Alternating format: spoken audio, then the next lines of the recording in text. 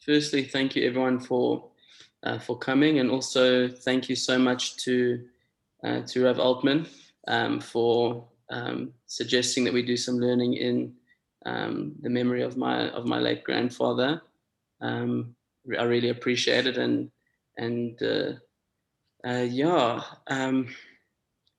my late grandfather was a mensch. He was a family man. He was a man with impeccable values, and he had a profound impact on the world.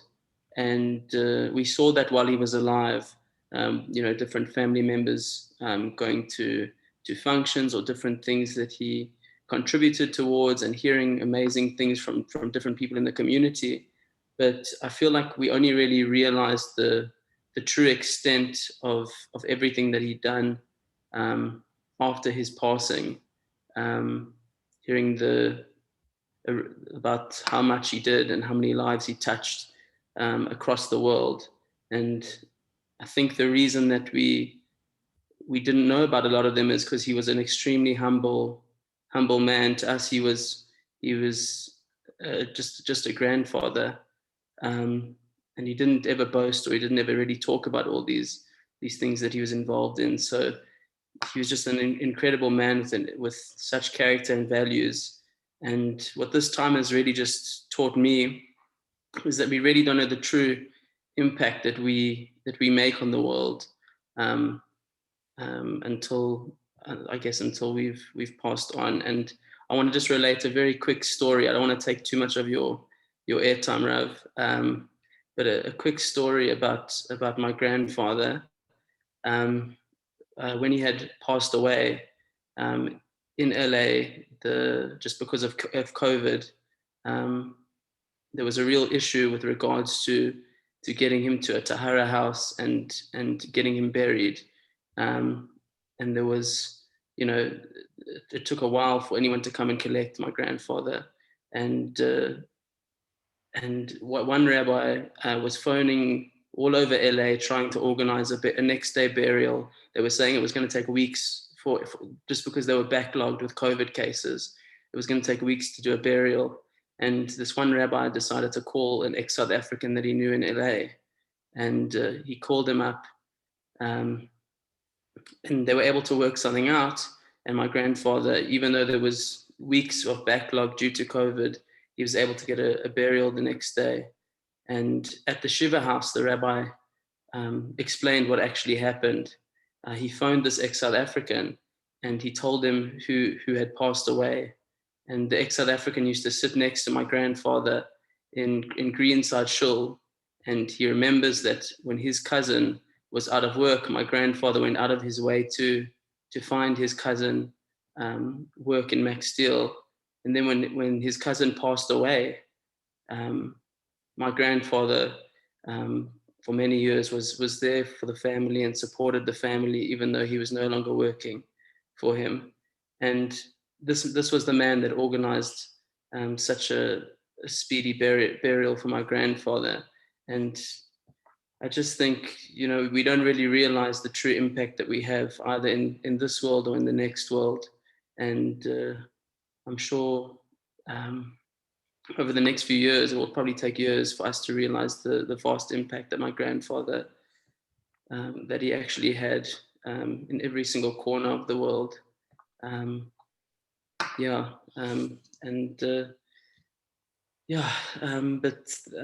Thank you so much for allowing me to say a few words, Rav. But I'd love for you to take it from here. And I'm sure my grandfather is smiling from above that we're learning in his name on tonight is Shloshim. So thank you so much, Rav. Thanks, Jordy. Thank you so much. And just thank you to you and to your family for giving me this opportunity. I really feel honored, humbled, and I feel it's a great privilege to be able to speak about such an important person, not because of how many people may have heard of him, but from certain interactions that I had with him, through the family, with you. And it's I hope and I pray that I'll be able to do justice to the person that the late Eric was. When he passed away at the age of 83, the Jewish Board of Deputies described him as a visionary leader, a nation builder, and a man of unsurpassed generosity. And together with his wife, Sheila, and I'm not sure if Sheila's here, but one thing I always remember, and I'll relate this a little bit later, is that Sheila was always there. It's Eric and Sheila. It's not Eric. It's Eric and Sheila and it's indicative of so much. And please God, we'll discuss that a little bit later. But the Eric and Sheila Samson Foundation, which really is known as the most beautiful means of giving within the Jewish community here in South Africa and abroad, in Israel, in the US, because that was really very much who Eric was. And what I'd like to do is go through a few points that I thought of, few points of understanding that I felt were just things that I would like to reflect on the man that was Eric Samson. And so the lessons that I'd like to discuss are lessons that I gleaned from my personal experience in the home of his children, Dorothy and Lenny, Frankie and Stephen, during our years in Cape Town. We were there for 18 years. They're lessons also from reading and listening to stories of Eric's manner and his engagement with others. And Jordy, the story that you just told, like all the other stories, like really brought tears to my eyes. And there's so many of them. And it's an unbelievable thing that that in each one of these stories are the messages of what we've got our called this year, living and sustaining old-time values. So let me start off with one thing that always struck me about Eric, and that's what I would call authenticity. Rachel Silber, who's a well-known master educator, she wrote the following. She said, values are transmitted through our actions, not our words. We have to be brutally honest with ourselves, she said. We have to figure out what values we stand for before we think about passing anything down. There should never be an inconsistency between what we tell our children, what our core value system is, and what it actually is. And even more powerful than that, more powerful than our actions, are the reactions that we present to those around us. And what is a reaction? A reaction is defined by a spontaneous emotional response to an event. Jordy, you told us a story about spontaneous emotional responses to events. That was your grandfather. That's how he reacted. And so we learn so much about what is really important to people, to the people that we look to, not only by their actions, but their reactions. And the truth is COVID has taught us a very important lesson. And I think one of the most important lessons that we've learned through COVID, you can't see people's smiles. And because you can't see people's smiles when they do smile, the way you can tell an authentic smile is by a person's eyes. And you can bear with me for one moment. I just want to share my screen with you, because this to me struck me as smiles of real authenticity. You can see in both pictures, there's a little bit of a glint. I didn't know Eric well enough, but there's certainly a little bit of a naughty boy glint. You can see the vision. You can see the love, you can see the care, you can see the humility, and you can see that this is a person that is easily approachable. And those are the lessons that I saw, those are the lessons that I learned. And in an article in the South African Jewish Report from 2013, which was recently reprinted after Eric's passing, Howard Sackstein referred to a few aspects of the late Eric, which I'd like to use as the basis of this shiur. The first thing he spoke about was that when Eric was discussing with Howard about the fact that he changed the business model of his father's original business, one of the things he says is that he wanted to be the master of his own destiny. He was prepared to change the direction because he wanted to be in control of where he was going. And I thought about this and wow, what a leader. How unbelievable is that lesson on leadership? Because that's the lessons that we learned throughout the history of the Jewish people. Through Abraham, through Yitzchak, through Yaakov. And I'd like to focus on Yaakov, because Yaakov really is the person whose name was changed from Yaakov to Yisrael, in many ways so similar to Israel. Both contain the name of Hashem. And Yaakov taught us something fundamental. He taught us that for all future generations, we need to remember that although Hashem may change your name, You can achieve through life's experiences and challenges and the decisions you make even greater heights than you could ever have expected. Because there's always room to grow, and every decision we make and every step that we take in the right direction has an effect. One of the things that I read about that Eric taught us is not to be a victim of the world and not to be a victim of the circumstance, but rather to find the way to be the master of your own destiny. It's an amazing thing that the Torah often interchanges Yaakov and Yisrael.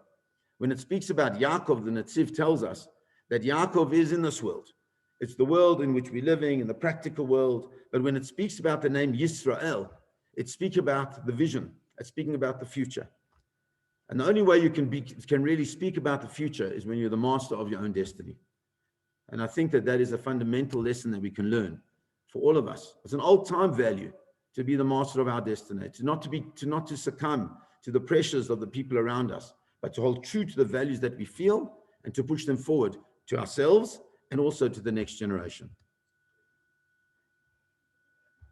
In the article in 2013, Saxton writes the following: today, Max Steel has offices in 36 countries and on every continent in the world.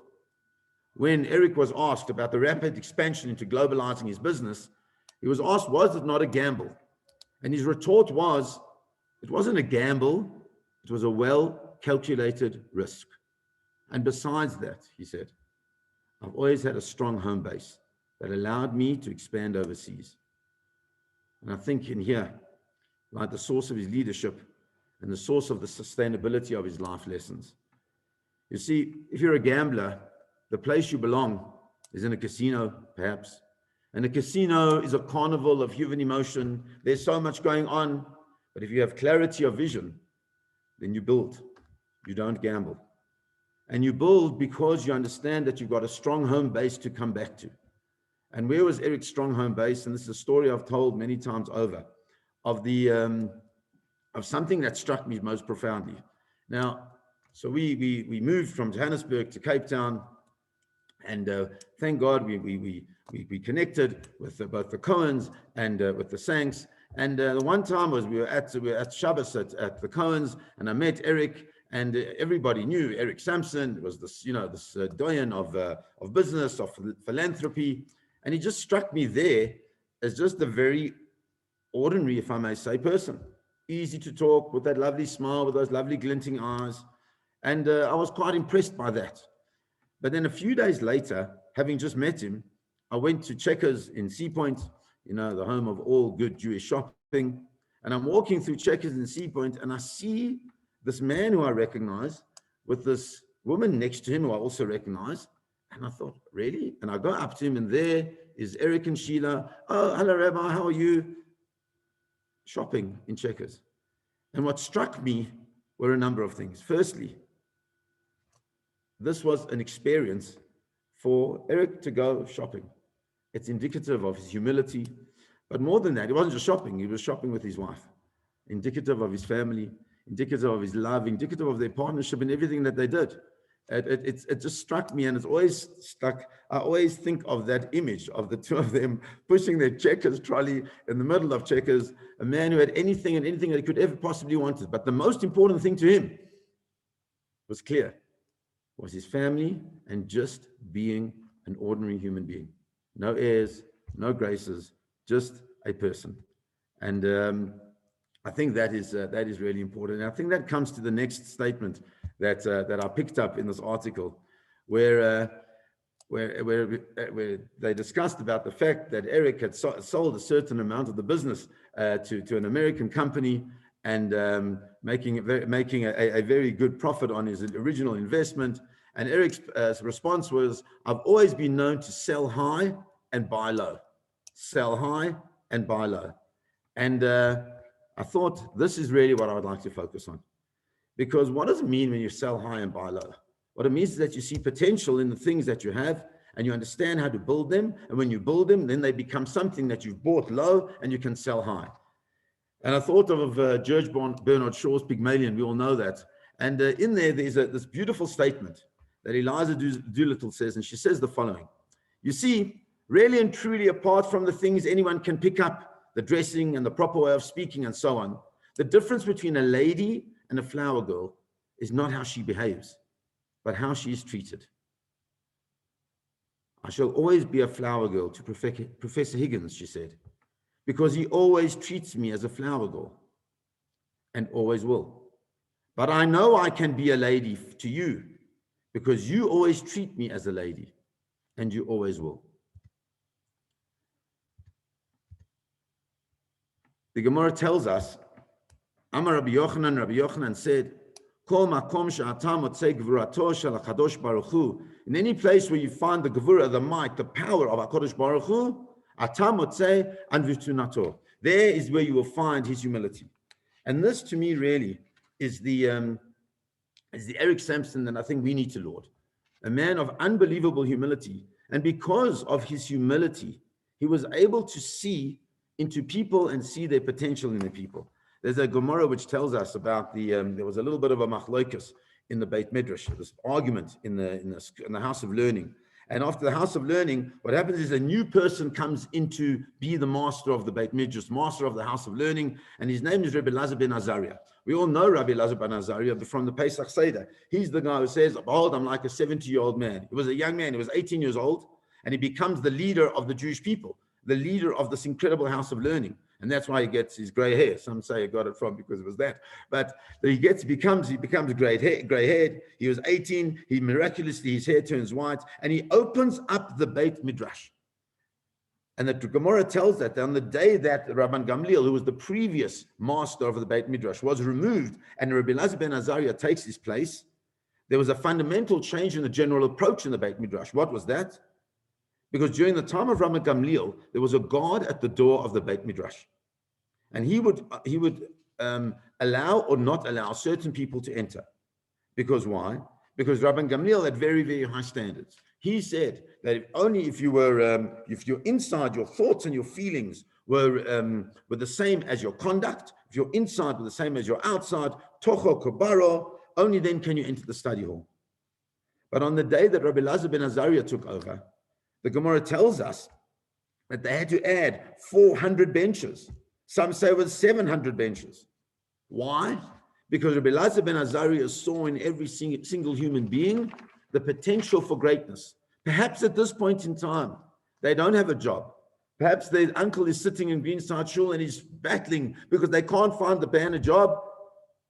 But came along Eric and said, I'll see his potential. I'll give him an opportunity to grow. I'll be the person who says, you can be great. And in that, we found his humility. Because it's only in people who are humble and who are great and can see potential in others that you see this true greatness. The Gemara continues and says to us the following. Amar Rabbi Elazar, Amar Rabbi Chanina. Rabbi Elazar said in the name of Rabbi Chanina. We read this on a Friday night, every Friday night, in part of the Kabbalat Shabbat towards the end.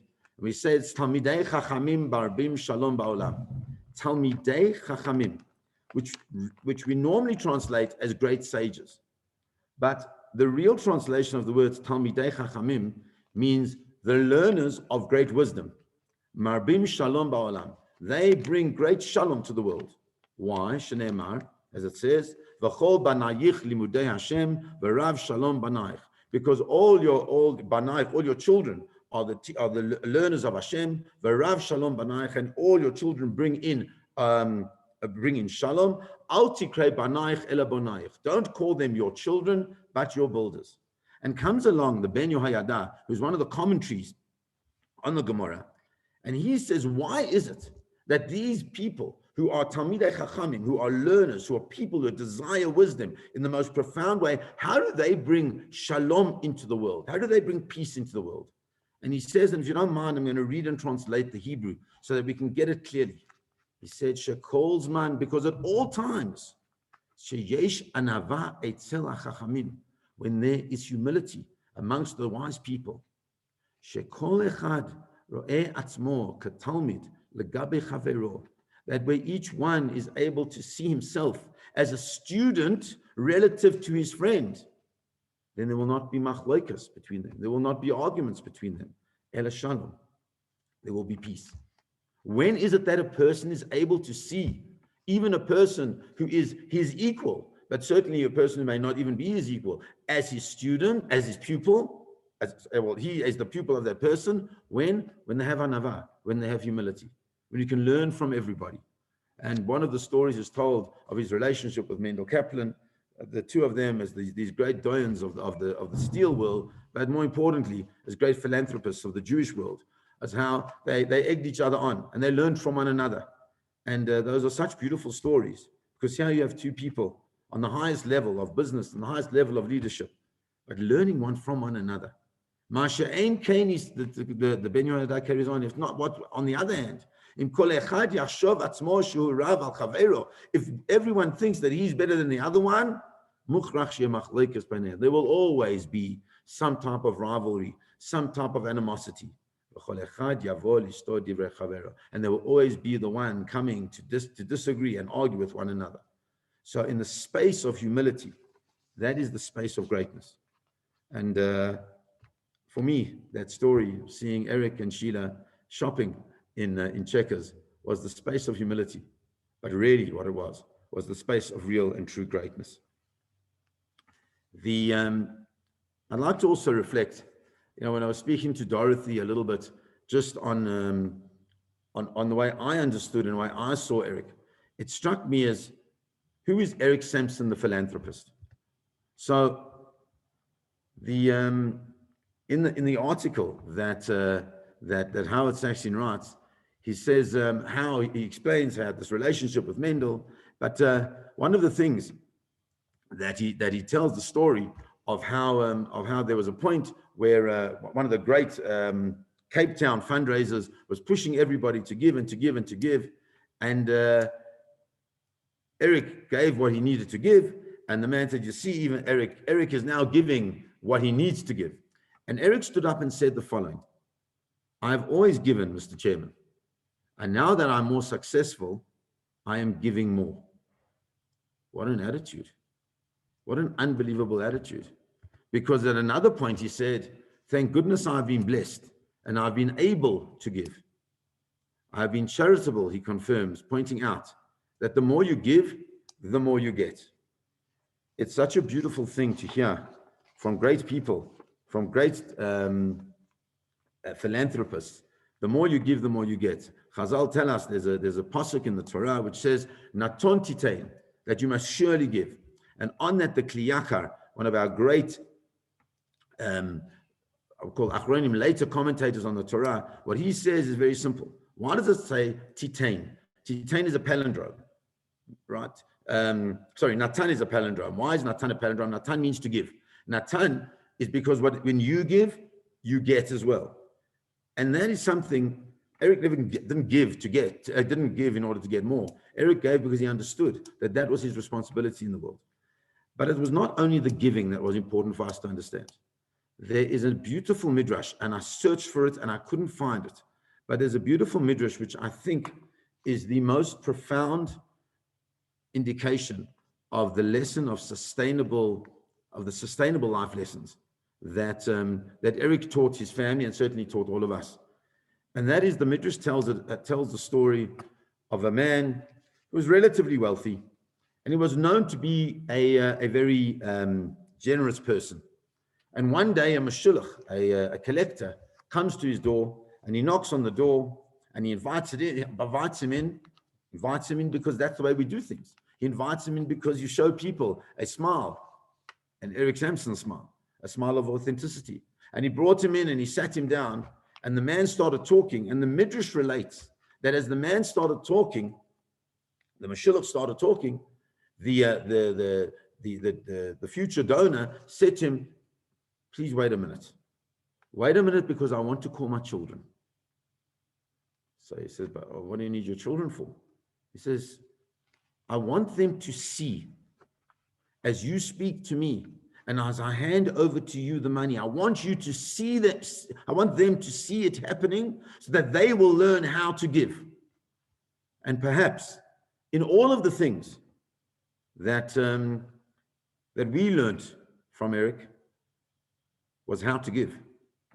And Geordie, Dorothy, Frankie, whoever else of the family is here. One of the most important things, I'm sure, that will take you, that you will take wherever you go, is not just the value of giving, but the value of how to give. Giving to everything and everyone. It's quite unbelievable that the Eric and Sheila Samson Foundation was able to sustain the Jewish community on so many different levels. Whatever it was he was always present. Why was he always present there? Because he understood that was his obligation. HaKadosh Baruch Hu had given him what he had, and he had to give. That's what he writes in that article. And on a personal level, it was quite interesting that my son is in Israel, and he's in the army, and he needed to go to a hospital close to Ashdod. So he goes to the hospital that happens to be was sponsored. I'm not sure if the whole hospital was built by the Samson family, but he was there, and he phoned me and said to me, "Dad, I can't believe it. I can't believe it that it's even touching here at the bottom of Ashdod." And that to me was an amazing thing, because in his beloved Eretz Yisrael, Eric also wanted not to be heard about, but to make an impact. And I think that really goes back to a few words of the Chovos HaLevavos. The Chovos HaLevavos was written by the Piasetzner Rebbe. The Piasetzner Rebbe, Reb Klonimus Kalman Shapiro, was known to be the Rebbe of the children in the Warsaw Ghetto. He was murdered by the Nazis in Machshamam, and he wrote a number of books. And one of the books that he wrote is what's called the Chovos HaLevavos, Chovos HaTalmidim. The Chovos HaTalmidim, the obligation for us, how we are supposed to engage with Talmidim, with pupils, with people that we want to pass on our future to. We want to pass on our sustainable values and our thoughts. And he says the following: it's not enough to simply teach the young people that they must listen to the voice of the teacher and no more, because this alone is not sufficient. Since in that case, the child will view the teacher as an opponent and a cruel dictator over him. The essential point is to assist the child to understand that he or she is the educator of themselves. That is number one. I know that Eric was involved in so many educational programs as well. And it wasn't just so that people could get an education, but it was so people could feel empowered, that they could feel that they were the educators of themselves. They are not simply a young child. Rather, they are Hashem's young tree in the orchard of the Jewish people. It is his or her vocation to develop into a great living tree, to serve Hashem and to become great and righteous. I believe that the lessons he taught us were lessons that enabled us and empowered us to find the spaces within ourselves to become great, to become righteous, and to develop into our own great living trees that we can then pass those lessons on to others. And he continues how Shlomo HaMelech says an amazing thing: Chanoch lena'ar lefid al pi darko. Educate a person according to his specific way. This is the core of education. And not only at the time the child is young and in the domain of his father, that he will listen and do according to the commandments, but also when he grows up and is in his own house and is living his own life.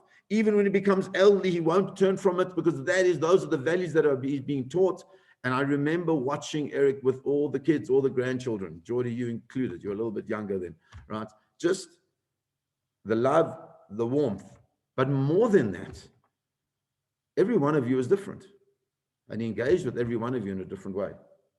Asking Ari, I remember about this, and asking Jordy about this. I just remember these things. I don't remember what he asked him, but I remember it was just different. Because he understood that if everybody is different, then they need to be engaged with in a different way. And if they need to be engaged with in a different way, and you do it in a different way, then the lessons are sustainable. Because education is not only command, right? But rather education is beyond command or habit, which are simply tools used to implement education. It is what we have to do is to educate a person, to uncover the soul of the student that is hidden and concealed within, to nurture and ignite it so that it burns to the very heights of holiness. It is necessary for the educator to bring him or herself to the student's level and to try to enter into his or her world. We spoke about that. Until we find the soul spark hidden and concealed and work to bring it out, and nurture it and help it grow. I believe very strongly that in the manner in which Eric lived his life, with humility, with love, with warmth, with a twinkle in his eye, with a beautiful smile, with a deep connection of a you don't often find such busy, important businessmen having such a deep, close relationship with their spouse. You don't often find it. It was astounding. It was one of the deepest things that's impacted on me.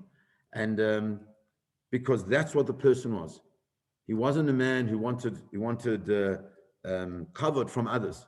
What he wanted was to empower others, empower his children, his grandchildren, and the greatness of the people around him.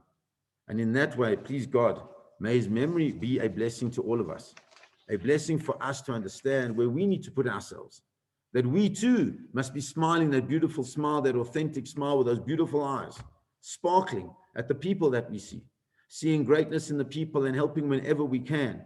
Some of us can do it with money. Some of us can't do it with money.